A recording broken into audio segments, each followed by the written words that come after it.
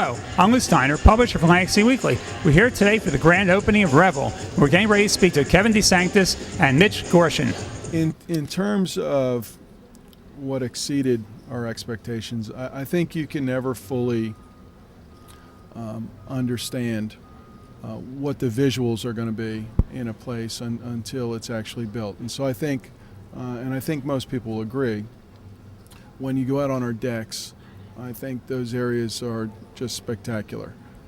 I think the view that you get from our decks, I think most people come back and say, you know, this is really never what I visualized Atlantic City to be, and yet it's been here forever.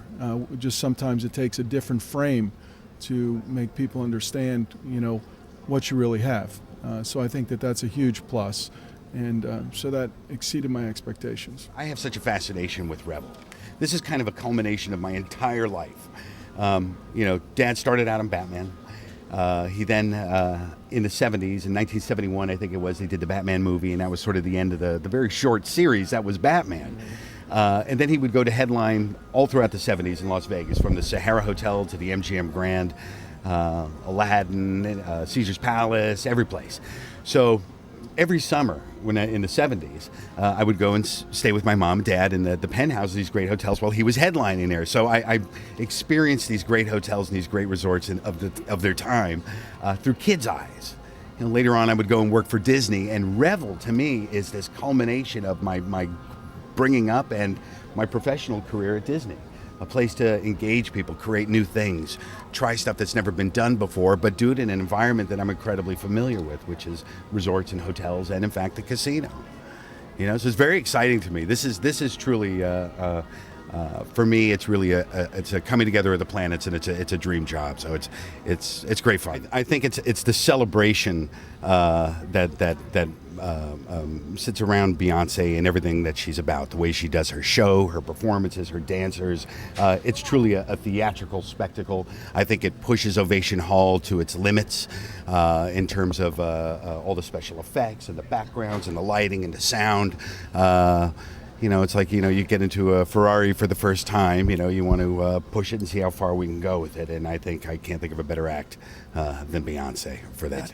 You know, we're a brand new stage. So, you know, there's testing and adjusting that goes on for a period of time. And you can't just set it up and build it and say, you know, hey, it's going to be perfect. You know, you have to you know, see it with 5,000 people in it, and that changes the acoustics, the acoustical properties of the room. So that all has to be tuned. Lighting has to be adjusted and so forth. So it's an ongoing thing. The key with Revel is that it's a very dynamic environment. There's a lot of fidelity here. There's new technology that's happening. There's new types of experiences and entertainment that's happening here. So it's all, you know, in a lot of cases, we're trying stuff for the first time. So, you know, we call ourselves curators. We're opening it up to the audience to come in and explore it with us for the first time. And I think people are, they find it exciting to be, you know, that close to seeing something before anybody else has. I mean, look at our stage. You know, the opening of the stage is 104 feet long. If it's not the largest, I think it's the second largest open side-to-side studio there is in the country, or theater, showroom. So with that in mind, it allows us to go into theatrical realms. It allows us to bring cars onto the stage. It allows us to do giant spectacles like Beyonce. So sure, we have Beyonce this weekend, but who knows? We might see London Philharmonic. We might see, you know, dance academies. We might see the Brooklyn Academy of Music. Who knows? You know, all to be determined as we move forward. But we can accommodate a huge variety.